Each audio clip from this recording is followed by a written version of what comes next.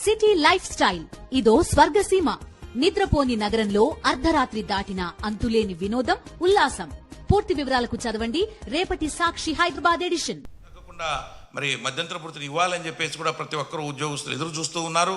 మొన్నటికి మొన్న ఈ యొక్క దసరా టైంలో కానీ, దీపావళి టైంలో కానీ మరి ఉద్యోగస్తులు, పెన్షనర్స్ ఎదురు చూశారు. అట్లీస్ట్ డిఏ అన్నా ఇస్తారని చెప్పేసి కూడా డిఏ కానీ లేకపోతే ఐఆర్ కానీ ఈ ప్రభుత్వం ఏది కూడా అనౌన్స్ చేయలేదు. ఇంతకుముందు మరి జగన్మోహన్ రెడ్డి గారి టైంలో మరి ప్రభుత్వం మేము వస్తే మరి మధ్యంతర భృతిని 27% తగ్గకుండా ఇస్తామని చెప్పేసి హామీ ఇచ్చారు.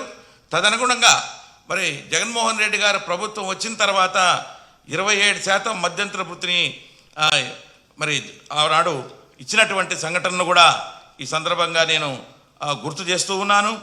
అదేవిధంగా ఉద్యోగస్తులకు రావాల్సినటువంటి హామీలన్నీ, రావాల్సినటువంటి బకాయిలు మేము వచ్చిన తర్వాత ఇస్తామని చెప్పేసి కూడా కూటమి ప్రభుత్వం ఆ రోజు హామీ ఇచ్చి ఉన్నారు.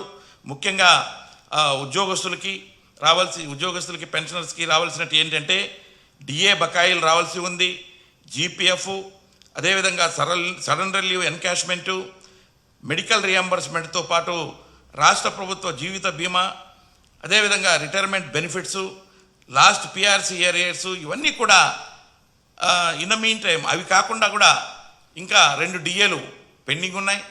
ఆ 2 డిఏలు కూడా చాలా రాష్ట్రాలలో కూడా అందరూ ఆ యొక్క డిఏలను కూడా రిలీజ్ చేయడం జరిగింది. కాబట్టి ఆ 2 డిఏల్ని, అదేవిధంగా ఐఆర్ని, పిఆర్సీని కూడా ఇమీడియట్గా పెట్టాలి అని చెప్పేసి కూడా నేను ఈ సందర్భంగా కోరుకుంటూ ఉన్నాను.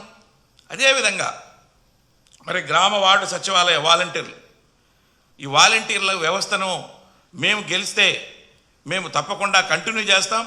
అంతేకాదు 5,000కు ఉన్నటువంటి వాళ్ళ యొక్క ఇచ్చేటువంటి ఆన్రోర్యాన్ని 10,000కు పెంచుతామని చెప్పారు. కానీ అది వాళ్ళ యొక్క వ్యవస్థే అగమ్యగోచరంగా ఉంది.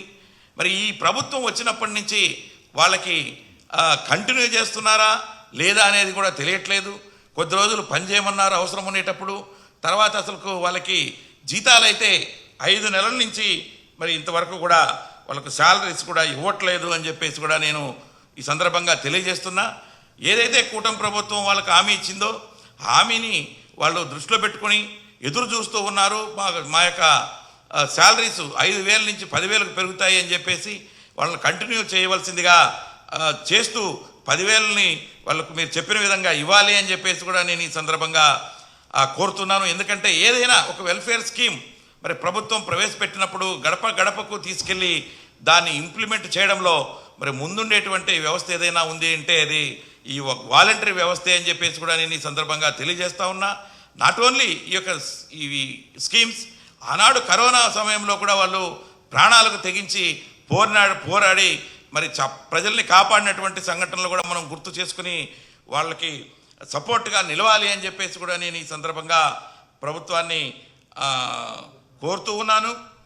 అదేవిధంగా పెన్షనర్స్కి మేము గెలిస్తే, మేము వచ్చిన తర్వాత పెన్షనర్స్కి సపరేట్గా ఒక కార్పొరేషన్ని ఏర్పాటు చేస్తాం. అప్పుడు ఆ యొక్క పెన్షనర్స్కి ఉన్నటువంటి ప్రాబ్లమ్స్ అన్నీ కూడా అక్కడ ఈజీగా సాల్వ్ చేసుకోవడానికి ఆస్కారం ఉంటుంది. కాబట్టి ఆ యొక్క కార్పొరేషను పెడతామన్నారు. కానీ మరి దాదాపు మరి 150 రోజులు దాటిపోయింది. ఇంతవరకు కూడా మరి ఆ యొక్క పెన్షనర్స్ కార్పొరేషను ఎంతవరకు వచ్చిందో మరి ఇక్కడ తెలియట్లేదు అని చెప్పేసి కూడా నేను ఈ సందర్భంగా తెలియజేస్తా ఉన్నా.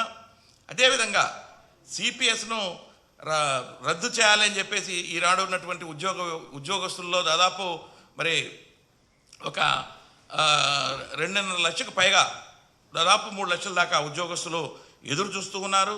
అయితే సిపిఎస్కు బదులు ఇంతకుముందు మన ఉన్నటువంటి జగన్మోహన్ రెడ్డి గారి ప్రభుత్వంలో గ్యారంటీడ్ పెన్షన్ పథకం అనే దాన్ని తీసుకురావడం జరిగింది.